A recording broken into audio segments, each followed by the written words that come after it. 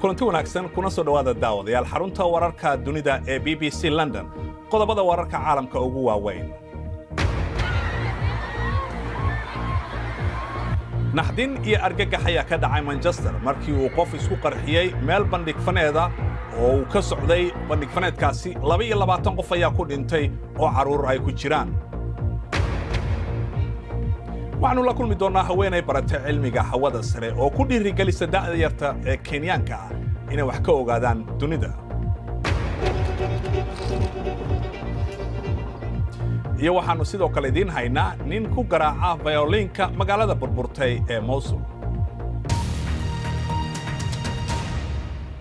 waa weerarkii ugu xumaa ee argagixiso ee muddo 10 sano ah dalkan UK ka dhaca waxa ku dhintay 22 qof oo ay ku jiraan caruur badan saacadii ugu dambeysana ciidamada booliiska ee Manchester ayaa sheegay in ninka looga shakisan yahay weerarka uu yahay Salman Abedi oo 22 jir ah qof isku soo xiray ayaa isku qarxiyay magaalada Manchester xarunteeda bandhigyada kooxda dawladda Islaamiga la baxday ayaa sheegatay mas'uuliyadda weerarka balse ilaa hadda lama xaqiijin ra'iisul wasaaraha Britain ayaa ku tilmaantay weerarkani mid bahalnimo ah oo ay ka muuqato fulaynimo booliiska ayaa sheegay howlgallo in ay ka sameeyeen dhowr meelood oo Manchester ah oo ku yaala magaaladaasi iyagoo soo xiray nin 26 jir oo weerarka lala xiriirinayo waa kan Cabdiraxmaan Bidhaan oo inooga warrama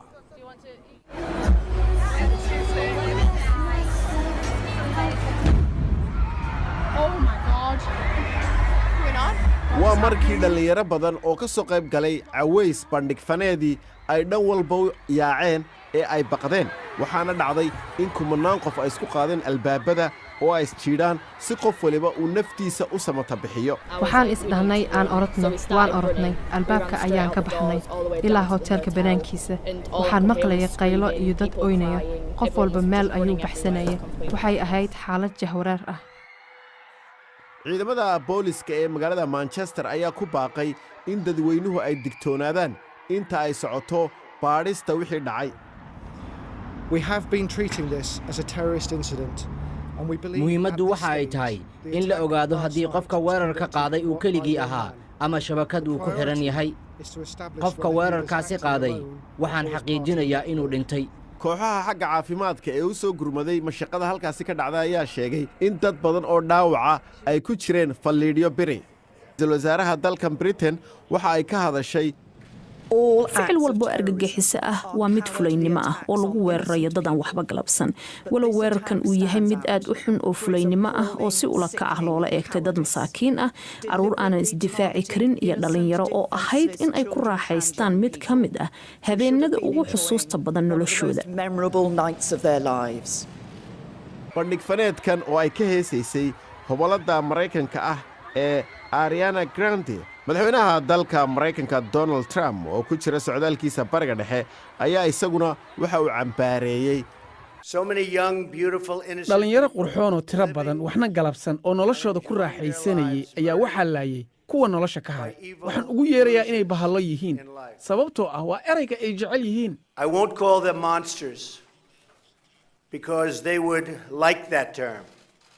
ka heesaysay Ariana Grande ayaa waxa ay ka baxday xafladdaasi iyadoo aanay wax dhibaato dhicin laakiinse waxa dhacday in farxaddii iyo damaashaadkii halkaasi ka jiray uu markii dambe isu beddeshay meel dad badani ay naftooda ku waayeen wararka Manchester ayaa caalamka oo dhan laga cambaareeyay meelo badan madaxweynaha Soomaaliya ayaa ku jiray madaxda cambaaraysay isagoo qoraal uu soo dhigay Twitterkiisa ku yiri madaxweyne Farmaajo waxaanu ka fakiraynaa oo u ducaynaynaa dadka wax ku noqday weerarka Manchester UK way garab istaageen annaguna waanu garab taagannahay saaxiibadeena iyadoo dadka magaalada Manchester haddaba ay ogaanayaan dhacdadaasi masiibada ahayd ee xalay ka dhacday magaaladooda ayaa wariyahayaga BBC-da Qaalib Xasan Baaruud oo hadda ku sugan magaalada Manchester goor dhaweyd uu iga warramay wararkii ugu dambeeyay farxan hadda waxaan ku suganahay goobtii oo xalay qaraxu ka dhacay goobtan halkan uma dhaafi karo waayo dhammaan jidadka iyo wadooyinka galaa way xidhan yihiin goobtan waa goob ku caana magaalada Manchester oo lagu qabto xafladaha ciyaaraha iyo heesaha marka aad dhex martid magaalada Manchester waxaad ku arkaysaa murugo weyn oo ka taagan oo ka jirta magaalada waayo dadkii xalay halkan wax ku noqday waxay u badan yihiin dhalinyaro iyo caruur qofka ugu yar ee ilaa iyo hadda geeridiisa naloo xaqiijiyey waa gabadh 8 jir ah. duqa magaalada Manchester isaguna waxa uu caawa wacay munaasabaad weyn oo loogu baroordiiqayo dhammaan dadkii wax ku noqday halkan. booliisku waxay noo sheegeen inay og yihiin qofkii geystay falkan, laakiin weli magaciisa may soo bandhigin.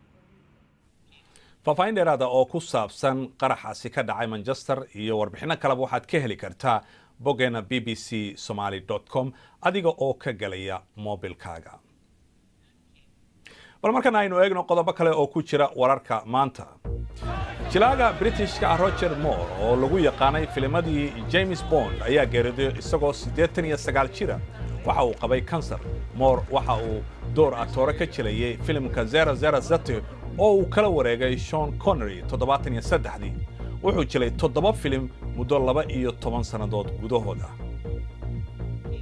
ciidanka ammaanka ee Bahrain ayaa lagu soo warramay inay rasaas ku fureen dad banaanbaxay oo taageersan wadaadka Shiicada ah. kooxaha xuquuqda u ololeeya ayaa sheegay in hal qof la dilay. boqortooyada Bahrain ayaa waxaa gelgelay rabshado sanadkii 2011 markii mas'uuliyiinta deegaanka oo ay taageerayeen militariga Sacuudigu ay cagta mariyeen Shiica doonaysa in la sameeyo ra'iisul wasaare la doorto.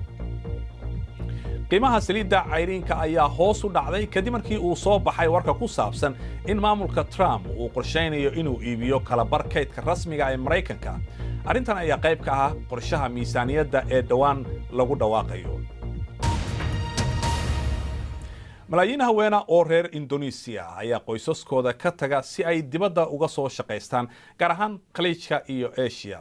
degmada Lombok ayaa loo yaqaano xudunta muhaajiriinta Indonesia, maadaama halkaasi ay ka tagaan dadka ugu badan ayaa tuulo halkaasi ku taala kala bar caruurta waxa ay koreen iyagoo labadooda waalid haysan.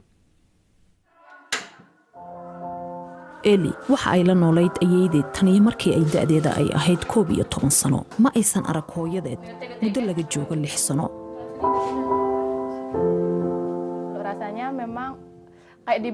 waan u xiisay, mararka qaar cidlo ayaan dareemaa.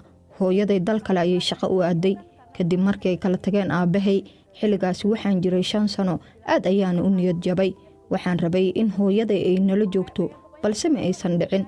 markaan arko saaxiibada iyo waalidkood oo wada socda, aad ayaan uga xumaadaa. waxaan jeclaystaa in hooyaday ay nala joogto.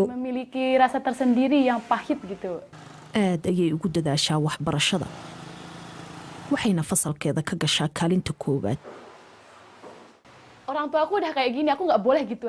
waalidkay nolol adag ayay ku soo barbaareen. taasi ayaana igu dhiirigelisay in aan dadaalo oo meel fiican aan gaaro. ma rabo in hooyaday ay naga fogaato. markaan guulaysto oo shaqaysto, waxaan rabaa in ay guriga joogto oo walaalahay ay xanaanayso. koox u ololeysa xuquuqda aadanaha ayaa caawisa carruurta iyada oo kale ah oo ay waalidkood ka maqan yihiin. fasallo qaas ah ayay bartaan galab walba. dhibaatada ay wajahayaan carruurta markii hore waa la iska indhatiri jiray. dhab ahaantii ka maqnaanshaha waalidkoodna saamayn xun ayay ku yeelatay. suniya waxay muddo kooban dib ugu soo laabatay tuulada si ay u soo booqato 7 carruurta ah. mar walba waa niyad jabsanahay. hadda waa inaan laabtaa, in kastoo aan marar badan sameeyey. waxaa isoo gala kharash ku filan waxbarashada carruurtayda. suniya ayaa filaysa in carruurteeda ay heli doonaan waxbarasho fiican, aysan noqon shaqaale muhaajiriin ah sideeda oo kale. markana ciyaaraha haddaynu ku bilowno kubadda cagta, kooxda Manchester United ay isku hayaan finalka horyaalka Europa ayaa muujiyay inay ka xun yihiin weerarkii isqarxinta ee xalay ka dhacay Manchester. United ayaa kula ciyaaraysa Ajax magaalada Stockholm habeen dambe. kooxda ayaa 1 daqiiqo u aamustay ka hor tababarkoodii, halka Ajax ay Twitter ku soo qoreen Amsterdam waxay jeceshahay Manchester, waxaana la murugoonaynaa dadkii wax ku noqday. madaxweynihii hore ee Barcelona Sandro Rosell ayaa loo xiray baaritaan la xiriira lacago la isdaba mariyay. tiro kale oo dada ayaa iyana la xiray markii booliisku ay weerareen 9 xafiis iyo guryo ku yaala waqooyiga bari ee Catalonia. xarigan ayaa qayb ka ahaa baaritaano la xiriira xuquuqda lahaanshaha ee Brazil sida booliisku sheegay. tababaraha Chelsea Antonio Conte ayaa ku guuleystay 2 abaalmarin ee ugu sarreeya ururka tababarayaasha horyaalada. ninkan talyaaniga ah ayaa loo magacaabay maamulaha sanadka iyo weliba maamulaha horyaalka Ingiriiska ugu fiicnaa kadib markii Chelsea ay ka qaadeen koobkii sanadkiisii ugu horeeyay. Susan Muramba ma haysan waqti fudud oo ay ku barato cilmiga sayniska xilliga ay ku korayso Kenya, meel aan hawada sare laga eegi karin. dadka xidigaha bartana waxaa ku adkaaba inay helaan telescope. Susan iminka waxay go'aansatay kadib markii ay baratay cilmiga xidigaha iyo hawada sare in ay dadka caawiso. waatan Susan oo shaqadeeda ka waramaysa. markaynu ka hadlayno dhalinta dalkeenna ama qaaradeena ee mustaqbalka hogaamin doonta iyo adduunka aynu ku noolnahayba, waxaa habboon in cilmiga sayniska loo bandhigo. waxay ka qayb qaadan kartaa mustaqbalka horumarka iyo in Kenya ay ka soo baxaan saynis yahano. waana ta aan u arko in ay tahay wax muhiim ah in dugsiyada loo bandhigo sayniska si ay ardaydu su'aalo uga keenaan.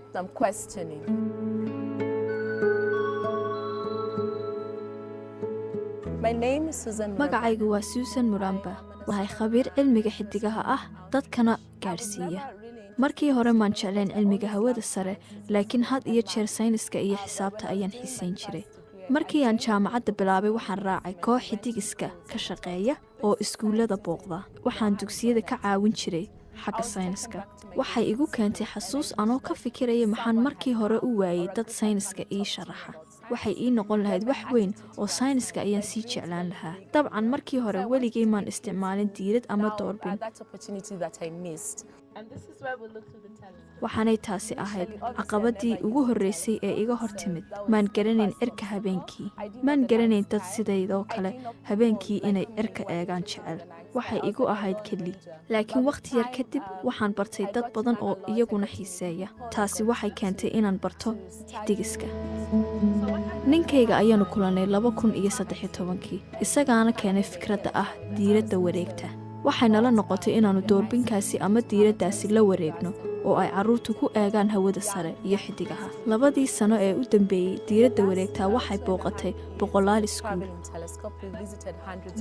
waanu ognahay inay hawl badani weli taallo si aanu dugsiyo badan u booqanno, hadday tahay Kenya iyo hadday tahay qaaradda inteeda kale.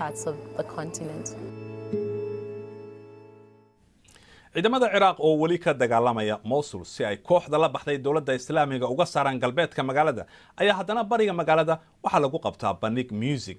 hal nin ayaa fayoliinka ku garaaca magaalada. waa kan Cabdiraxmaan Bidhaan oo ka warama. amiin muqdaad ayaa markii ugu horreysay waxa uu bandhig ka sameeyey goob fagaaro ah tan iyo markii ay kooxda sheegatay dawladda Islaamigii qabsadeen magaalada Mosul 3 sannadood ka hor. waxa uu doortay inuu ku soo bandhigo muusikadiisa xabaasha nebi Yoonis, nabadgelyo korkiisa ha ahaatee.